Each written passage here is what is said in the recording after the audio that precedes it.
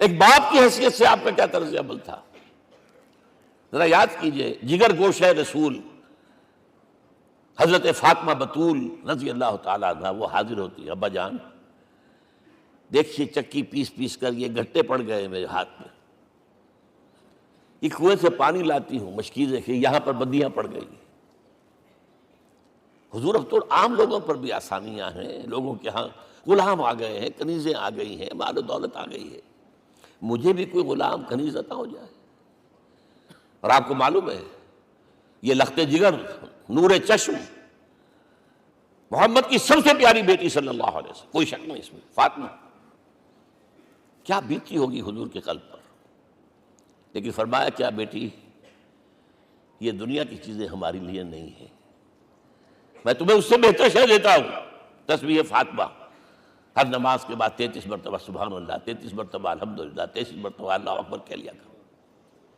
لیکن سوچ لیجئے دل پر کیا گزری ہوگی صلی اللہ علیہ وسلم۔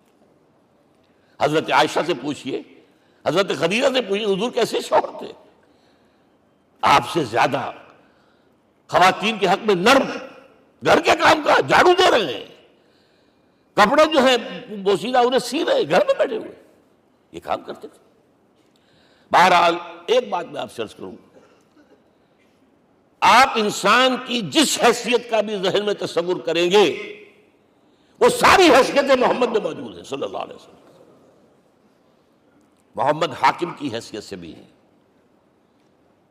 محمد سب سالار کی حیثیت سے بھی ہیں، محمد قاضی القضات بھی ہیں، محمد ہیڈ آف دی اسٹیٹ بھی ہیں، محمد بیویوں والے بھی ہیں، اولاد والے بھی ہیں، محمد 5 وقتہ امام بھی ہیں، جمعے کے خطیب بھی ہیں، مدرس قرآن بھی ہیں، مربی بھی ہیں، مزکی بھی ہیں، اور ہر میدان میں بلند ترین مقام۔ کوئی ایسی جامع شخصیت ملے گی؟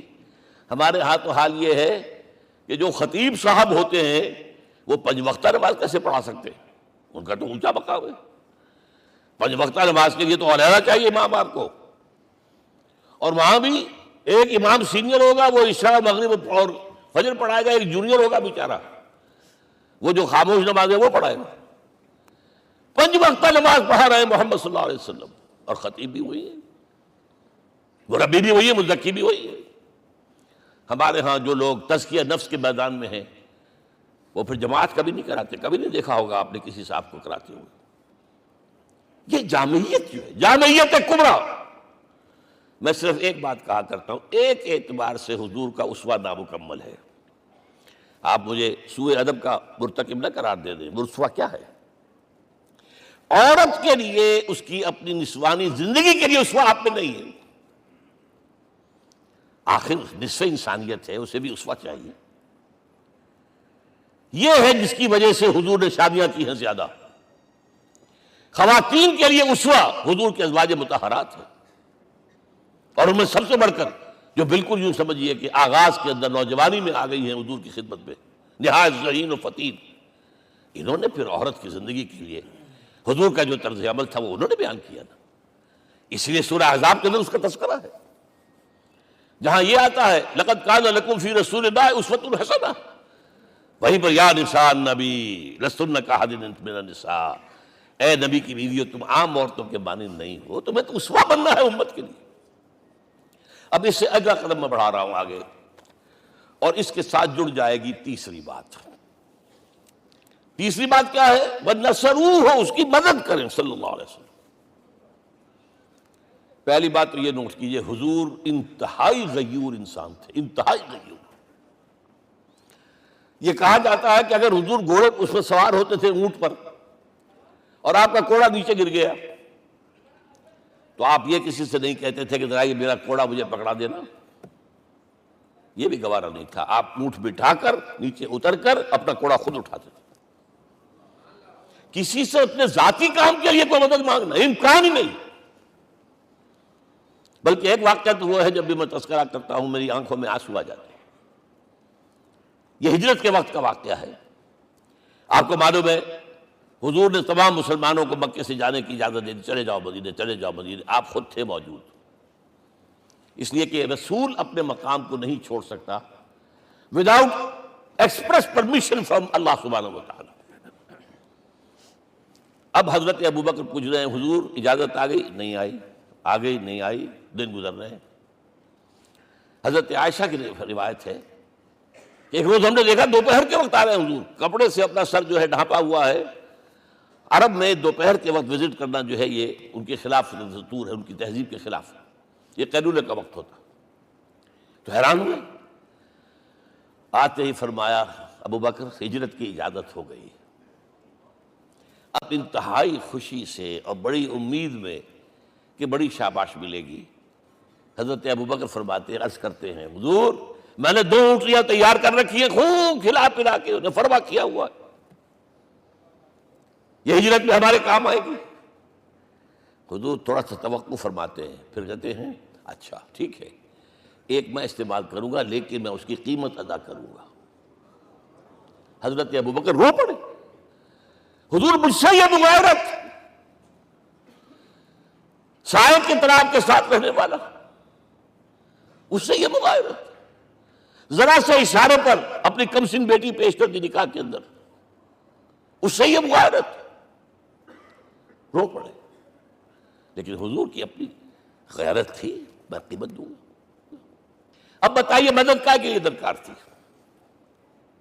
مدد تھی ان کے مشن کے لیے۔ مشن 2 حصوں میں تھا، اس کو جانیے، آج کچھ علمی باتیں آ رہی ہیں۔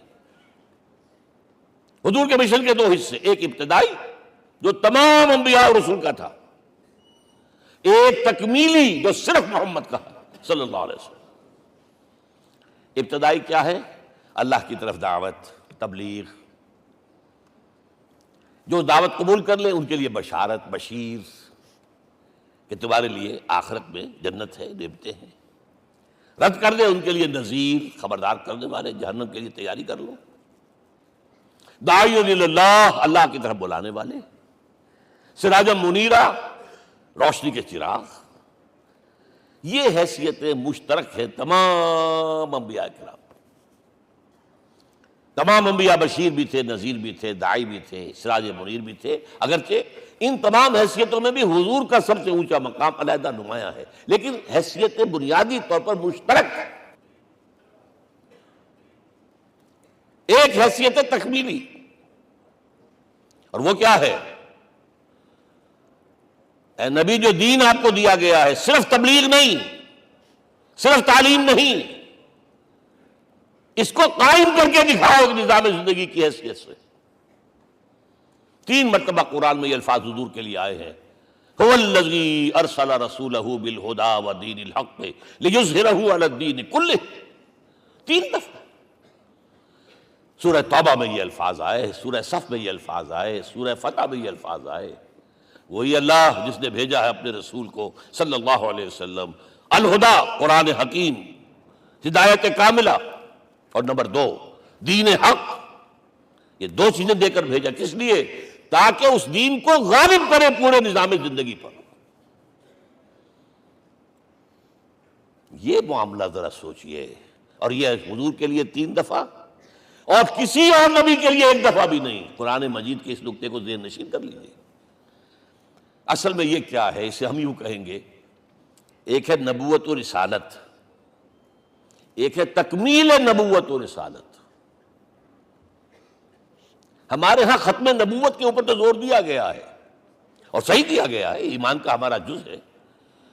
حضور کے بعد کسی نے بھی دعویٰ کیا نبوت کا، وہ جھوٹا کذاب دجال، جس نے مانا وہ بہرحال دائرہ اسلام سے خارج ہے، اور جو بھی کچھ ہوا کرے وہ۔ یہ چونکہ قانونی بات تھی اس لیے اس کا حق ادا کیا علماء کرام نے، واقعہ یہ ہے کہ اس میں کوئی کمی نہیں رکھی، لیکن حضور کی فضیلت اس میں نہیں ہے۔ فرض کیجئے کہ نبوت چلی آ رہی تھی ہموار طور پر، ایک جگہ آ کے ختم ہو گئی، تو فضیلت کون سی ہوئی؟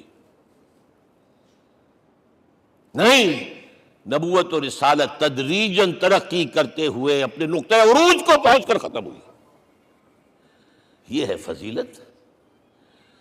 اب آپ سوچئے، الہدا دیا گیا حضور کو، تو کیا تورات میں ہدایت نہیں تھی؟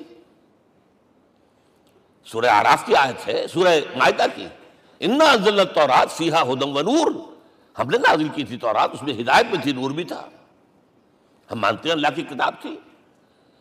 وہی فرمایا ہے انجیل فیہ ھدی و نور، اس میں ہدایت بھی تھی، نور بھی تھا۔ پھر یہ الہدیٰ قرآن آیا، یہ کیا ہے؟ ہدایت نے درجہ بدرجہ ترقی کرتے ہوئے قرآن میں آ کر کامل ہو گئی، ہدایت کامل۔ وجہ کیا ہے؟ انسان کا شعور بھی تو درجہ بدرجہ بڑھا ہے۔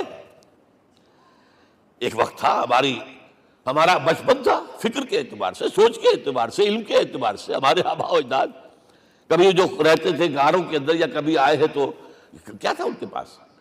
اب اس وقت جو ہے کسی کو آپ پرائمری کے بچے کو پی ایچ ڈی ڈاکٹر رکھ دیجئے ٹیوٹر، تو کیا پڑھائے گا تو وہی جو پرائمری کا بچہ سمجھ سکے۔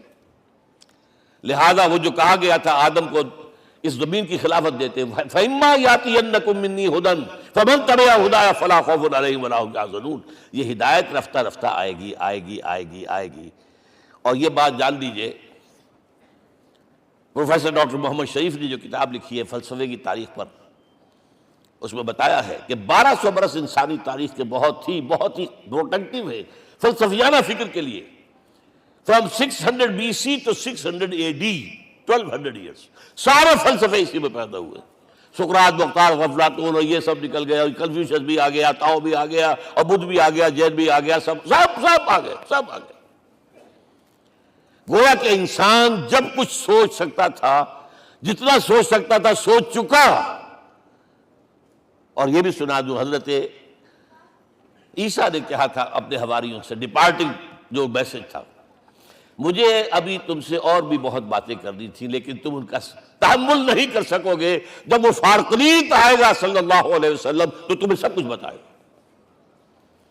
لہذا جب انسان بلوغت کو پہنچا ہے فلسفیانہ فکر کے اعتبار سے، تب، اور یہ بھی نوٹ کر لیجئے، بہت اہم بات کہہ رہا ہوں، چند مہینے غار ہرا کی تنہائیوں میں اللہ تعالیٰ نے حضور کو وہ سارا ذہنی سفر طے کرایا ہے۔ کیا کرتے تھے حضور جا کر غار ہرا میں؟ کبھی سوچا آپ نے؟ اگر آپ یہودیوں میں پیدا ہوئے ہوتے تو یہودی طرز پر آپ عبادت کرتے، اگر کہیں عیسائیوں میں پیدا ہوتے تو عیسائیوں کی طرف پر آپ تو نہیں تھے، آپ تو پیدا وہ مشرکین میں شرک کرنے کا امکان ہی نہیں آپ کے لیے، تو کیا کرتے تھے؟ حدیث کے الفاظ یہ یتحنث فی، وہاں جا کر عبادت کرتے تھے۔ اب شارحین حدیث نے بہت عمدہ لکھا ہے، کانا صفت تعبدہ فی غار ہرا التفکر والاعتبار، غار ہرا میں آپ کی عبادت فکر، غور و فکر، تفکر و اعتبار۔